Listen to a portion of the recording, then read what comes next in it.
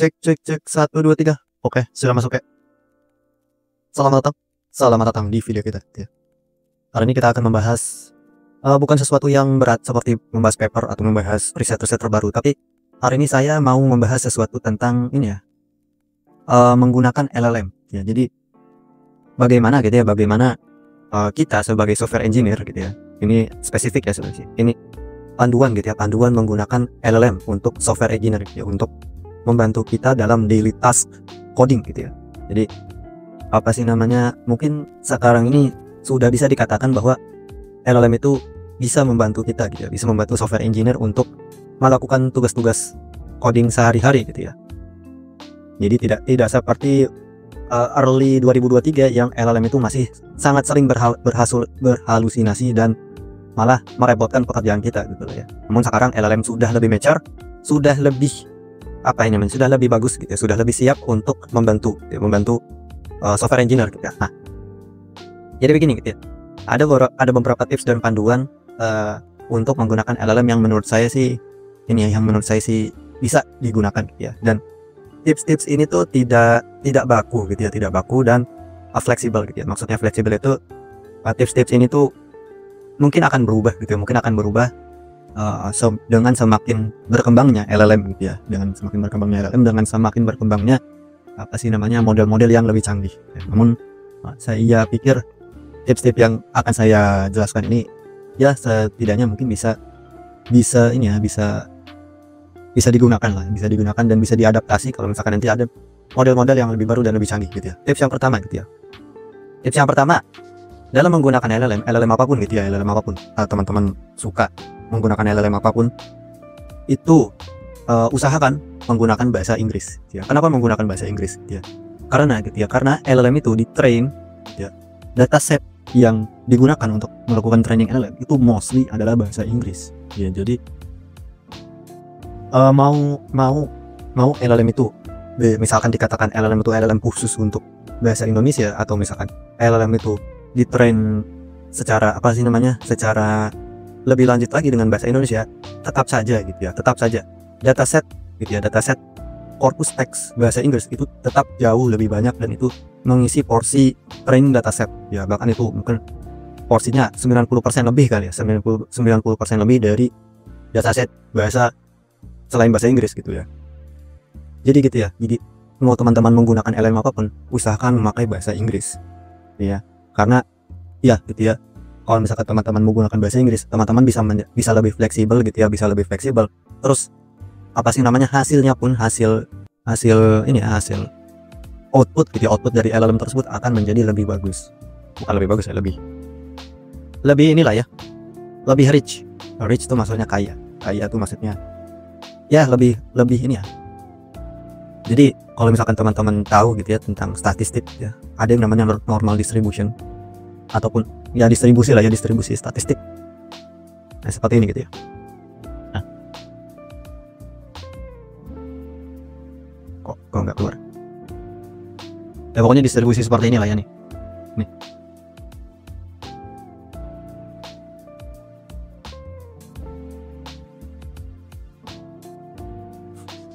Nah, pokoknya normal distribution seperti ini gitu ya.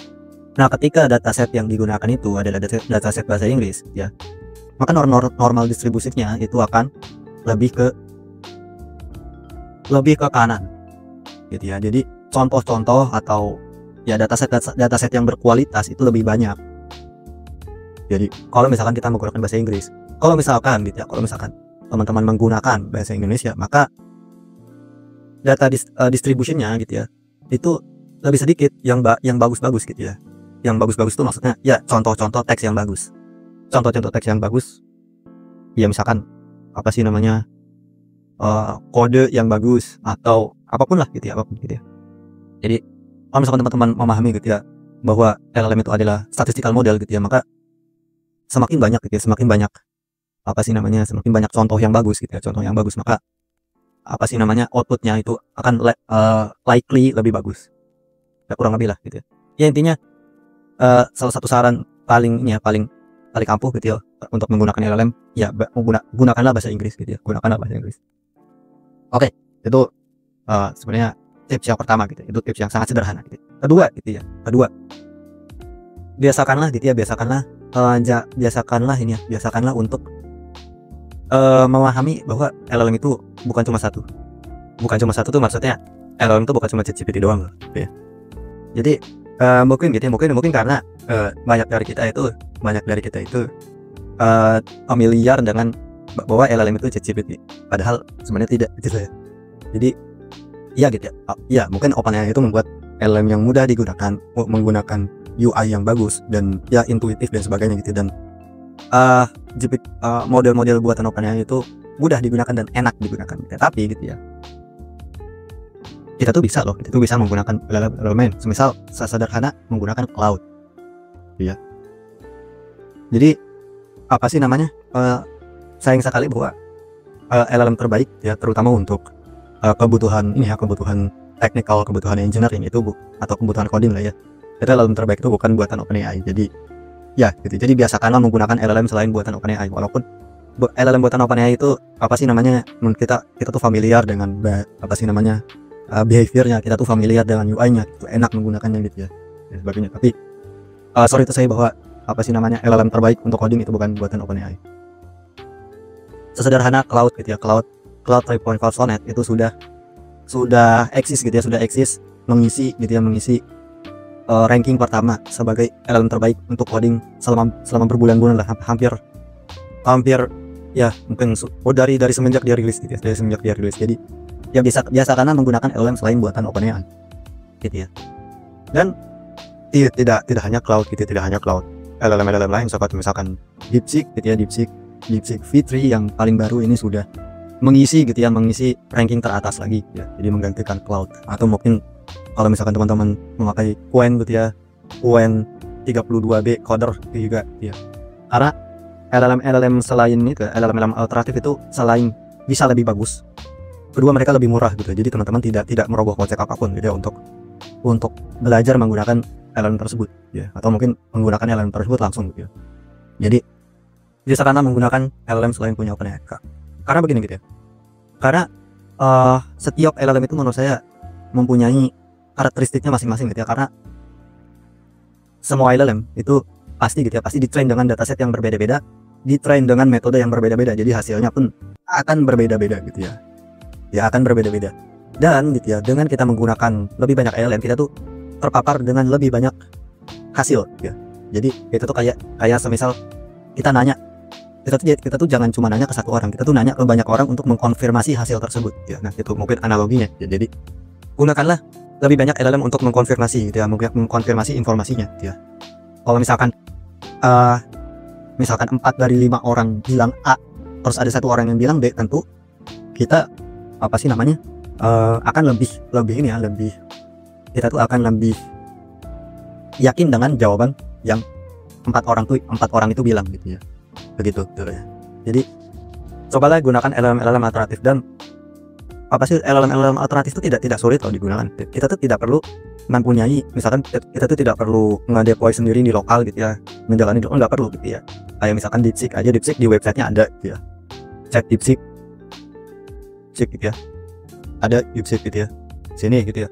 Kalau misalkan LLM alternatif seperti Qwen, misalkan di Hugging Face Chat juga ada, itu juga gratis gitu ya. Mistral juga gratis, Chat.Mistral ya, Chat.Mistral gratis di sini gitu ya.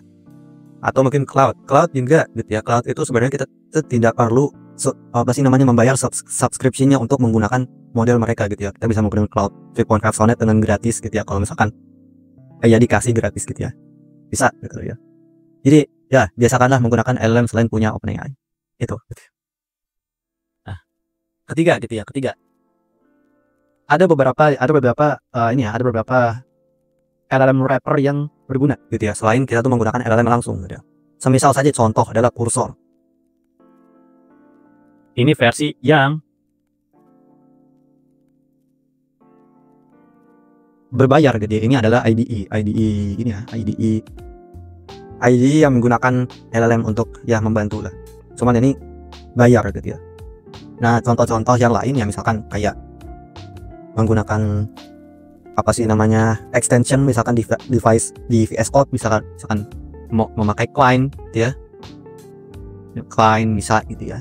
Jadi lebih ini ya, lebih seamless, atau kita tuh menggunakan LLM tidak hanya melalui website chat saja gitu ya, conversation saja, karena apa sih namanya ya, untuk spesifik penggunaan coding ya bisa dilakukan di IDE langsung, dan tidak perlu gitu ya, tidak perlu menggunakan kursor yang berbayar gitu ya.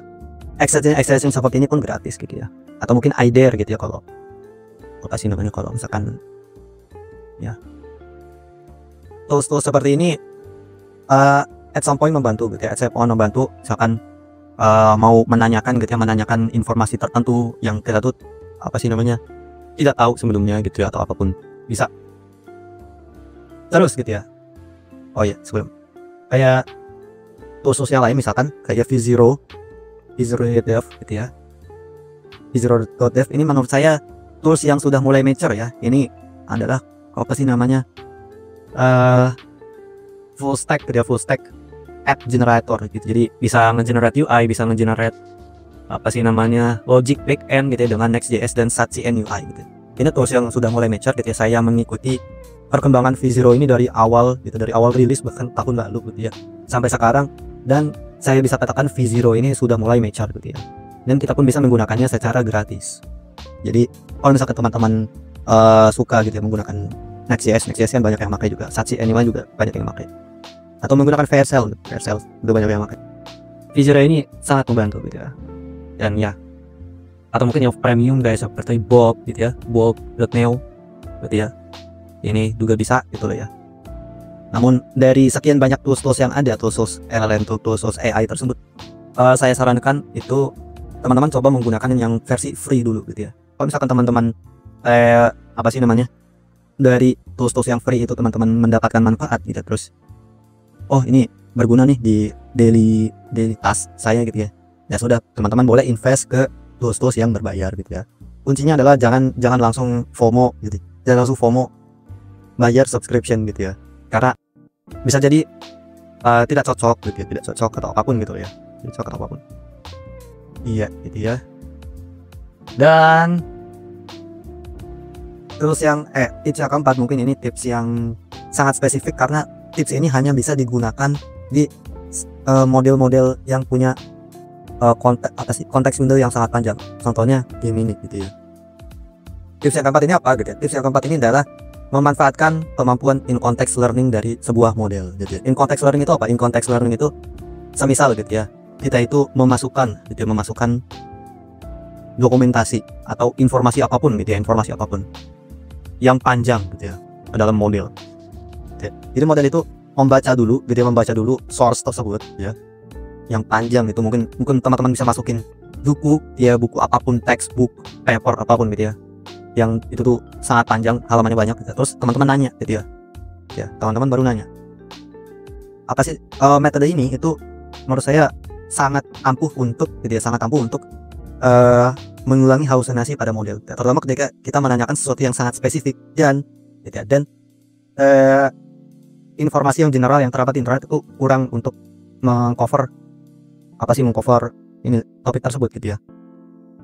Jadi dengan kita memasukkan referensi atau apapun gitu ya, diharapkan ya modelnya itu belajar dulu gitu ya, apapun.